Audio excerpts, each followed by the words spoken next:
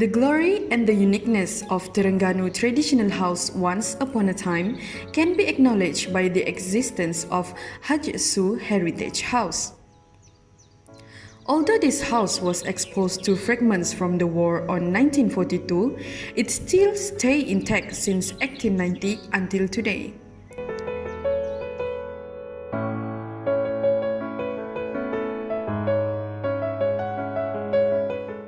Haji Su, or the real name Su Muhammad Saleh bin Mohammed, was a rich merchant and well known for his generous nature.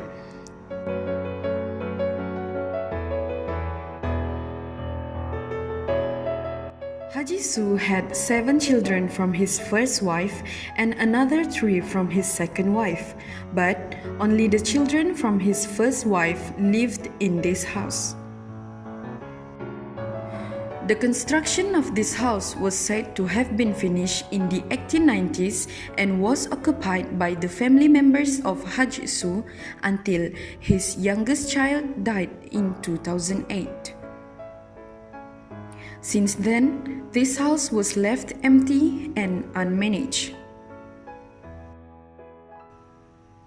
The house was abandoned for almost 7 years before the Terengganu State Museum decided to buy and repair it. Terengganu State Museum allocates 3.2 million for the restoration of this house and repair any damage on it.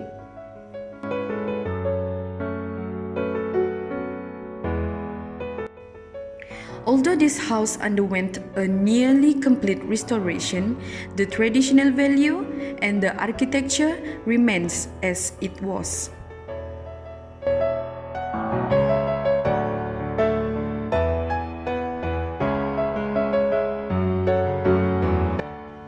This heritage house was built based on 2 different structures of houses, which is Rumah Limas Belanda and Rumah Bujang Berpeleh. Rumah Bujang Berpeleh was built in the early 1890s. The roof of the house, called Singgora, made from clay that was brought from South Thailand to Terengganu. The roof of the house is structured by 3 gable ends, however, it was not formed by 3 single houses.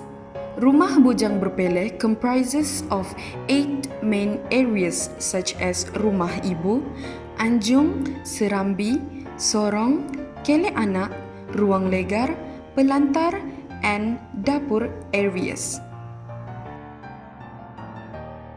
Rumah Ibu functioning as a place to carry out formal events such as wedding, family meeting, and funeral due to its having the largest space in the house. The Anjung is situated at the frontmost part and linked to the Serambi on the left and right side of the house. The Serambi was functioned as a place to accommodate guests who came for informal discussion.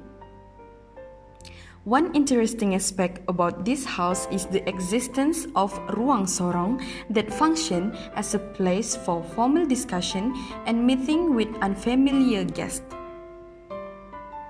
It is categorized as unique and interesting because back then, for ordinary people, especially in Kampung Losong, this kind of room is not available in their house. Pelantar is used to link between the Rumah Bujang Berpeleh and Rumah Limas Belanda. Sometimes, it's also used for drying keropok and dried fish. Ruang Dapur is located at the backmost of the house. Besides function as a place to prepare food and drinks, Ruang Dapur also used to accommodate the menyalai activity, that is to warm women who had just given birth by lying on the sleeping pit with a warm stove under it. The existence of Islamic influence during this period can be seen by the structure of the Ruang Mandi. Haji Su separates the Ruang Mandi for women and men in the house. There is a well located in the house for the women and another one is outside of the house for the men. Rumah Limas Belanda was believed to have been built in the early 1940s. But the construction of this house was interrupted due to the attack from Japanese army in Malaya around 1942. Almost 90% of the original materials used in this house are made of cengal wood. The uniqueness of the house is that it was built without displaying the tiang seri, and the other existing pillars are concealed as if they are being hidden from the naked eyes. This is an aspect of the expertise of the Malay builders those days. The architectural elements found in the house, which were adopted from the Dutch architecture in Indonesia, is unique, especially the design of the perabung atap, which is well organized and neat. Since Haji Su frequently traveled overseas, especially to Singapore, Indonesia and Thailand, it is not unusual to find certain parts of the house to have some criteria of architectural influences. The house comprises of 5 main sections such as the main hall, the bedroom, the changing room, the drawing room, and the anjung. The main hall is situated in the center of the house. The 6.7 meter long and 12 meter wide hall is used for important events including weddings and bersanding ceremonies. The anjung is located at the front part of the house, and after crossing the anjung, one will enter the drawing room. Like other drawing rooms, the rooms are restricted for entertaining guests. The drawing room for male guests is separated from the female guests in order to comply with the firm Islamic practice during that time. Haji Su Heritage House was opened to everyone on 2016. During the opening of this house, various activities were held to promote and advertise the house in order to attract more visitors to visit. For example, pameran tenunan kain songket, ukiran kayu, and anyaman pelbagai jenis kraft tangan. Since the opening of this house until today, there is no entrance fee for this house. But according to Puan Munirah binti Embong, they have a plan on setting an entrance fee in order to cover up the maintenance and other issues regarding this house. Okay, nama saya Munirah binti Embong. Saya bekerja di museum di bahagian museum daerah. So di bawah museum daerah ni saya menyedia rumah warisan. Ada 5 monumen lah secara di bawah saya ni, di bahagian saya, iaitu Rumah Warisan Haji Su, Kota Lembu Duyung, Memori Batu Bersurak, Bukit Puteri dan Istana Tunku Anjang di Besut. Okay, di bawah saya ni saya menyedia penyelenggaraan daripada segi kebersihan, kerosakan kita akan buat laporan lah. Saya menjawab jawatan sebagai penolong kurator ataupun ketua bahagian museum daerah. Okay, saya telah menyedia di bahagian museum daerah ni. Di bahagian museum daerah ni selama lebih kurang 6 masa 7 tahun lah. Cumanya Rumah Warisan Haji Su ni saya baru sedianya selama daripada 2016.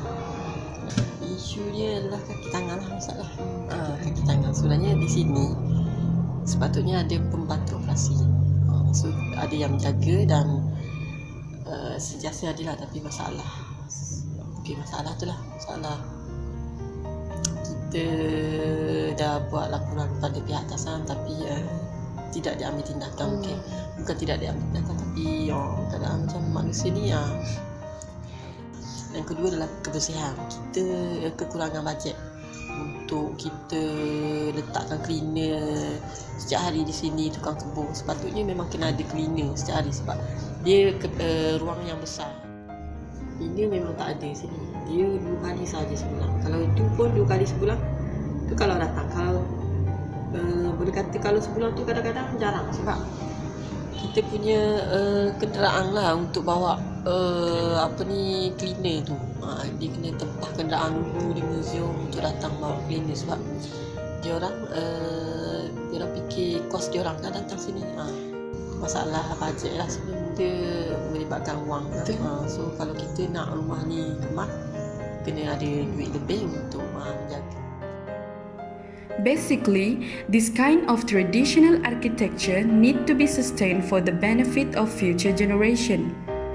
By sustaining this heritage house, younger generation will be able to know the cultural practices of their ancestor.